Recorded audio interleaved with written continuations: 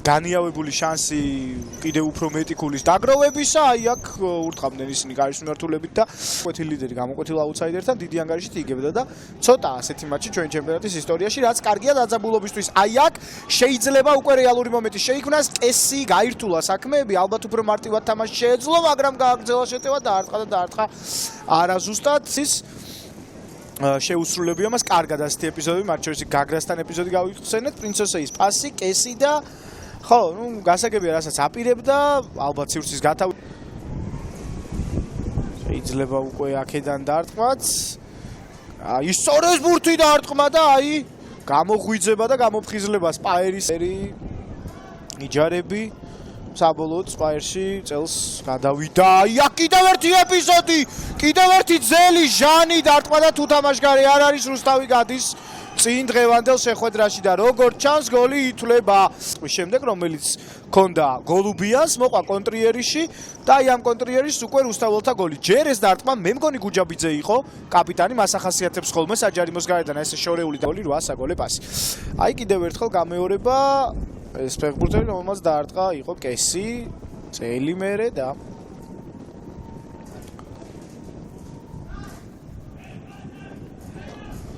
ჟანი უხუთი ფუტკარაძეც თავიდან უნდა შევაქოთ. გარე პროფესიონალური ფეხბურთისთვის თავი ქონდა დანებებული, სპაერმა მისცა შანსი და აგერ აქ გამოვიდა კარიდან და დაიჭირა ბურთი და აბა სპაერის ეპიზოდი ვნახოთ, შეიძლება მომენტის შექმნა, საჯარიმოს გარედან თამას ცეცხლზე, პასი საჯარიმოში და არტყმა ბერუაშვილის მოგერიება უკვე. სპაერის გოლის გატანა არ გამოვიდა, ცირდავა კარგი იყო, ტექნიკური საჯარიმოში და ამუშავა, პასი გააკეთა, ცეცხლზის ეს გადაცემაც კარგი, მატენჯვა წისვლა საჭირო, კარგი კომბინაცია თამაშდება, თითქოს შეიძლება რაღაც შეიქმნას ჩაწოდება არეულობა საჯარიმოში და თუ კუთხურია ალბათ აცდის საჯი თუ დარტყმა კარიდან მაშინ დამთავრდება კუთხურია კი ბატონო და ისათვის პირველ ტაიმში საიმისოდ რომ გადაარჩინოს საწყისი ნახევარი არ წააგოს შეგახსენებთ გიგა სამხარაძე ბურთთან ჩაწოდება საჯარიმოში შეიძლება მოხერხდეს დარტყმა მოხერხდა არეულობა მაგრატელა რა მომენტი ეს ერთი მცდელობა ბრუნში და მეერე ცირდავა რას აპირებდა ორი გოლის გატანას ეს რომ გასულიყო სეზონის ველიც 4 გუნდი შედის ფორმაში გოლის დილას პრობლემები აქვს ბოლო დროს მაგრამ დანარჩენი 3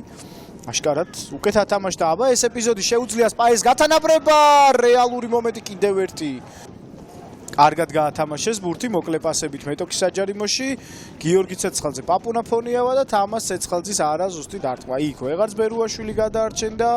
ვერავინ ახლა უკვე რუსთაველების შეტევა 10 წუთი მეორე ნახევრის დაწყებიდან თითქმის გავიდა ნელ-ნელა დაიწყება ცვლილებები ციკამდე კარგი პასი გავიდა კესი 1-1-ზეა დარტყმა ფუტკარაძე თითქოს ფეხებს შორის უძრებოდა ბურთი მაგრამ მოახერხა ბურთი ფუტკარაძემ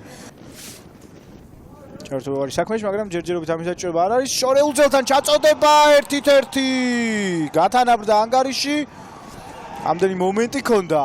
დღევანდელ მატჩში გოლის გატანისა პირველი ტაიმის მიწურულს და მეორე ტაიმის სტარტზე არაერთი ეპიზოდი შექმნა და 1 საათის ამოწურვის შემდეგ თქვით რომ სპაერი ერთ-ერთი გუნდია საქართველოს ჩემპიონატში მათ შორის ვისაც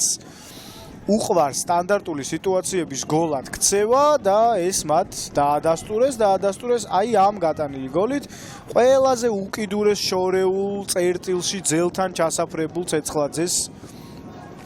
მიუვიდა ეს ბურთი და წაუგებელი სერია კონდეს ძალიან ძნელია ჩვენს ჩემპიონატში იმიტომ რომ ყველას შეუძლია ყველასთან გამარჯვება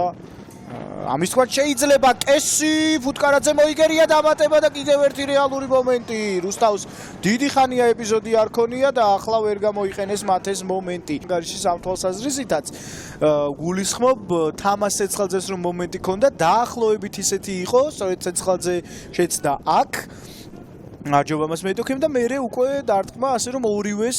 ქონდა ორივე გუნდს აი ესეთი მომენტი ისე დამატებული არ იქნება ცოტა და ნახოთ რა და როგორ შეიცვლება ამ მომენტისთვის 1-1-ია რუსთავი მესამეა სპაერი მეხუთე უტევს რუსთავი, არის მომენტი, გუჯაბიძე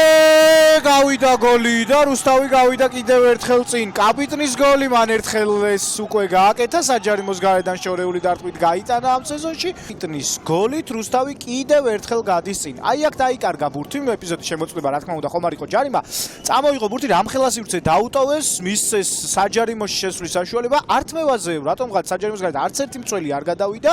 და მერე გუჯაბიძემ შეისეირნა და არტყა ჭკვიანურად, ტექნიკურად, მეკარემაც ვეღარ მოასწრო რეაგირება. მოკლედ აი ესე 2-1 საინტერესოა მატჩის ბოლომდე. აგრძელებს თავის წარმატებულ მატჩებს. ისევ ძალიან სწორი, პრაგმატული, ტაქტიკურად მომზადებული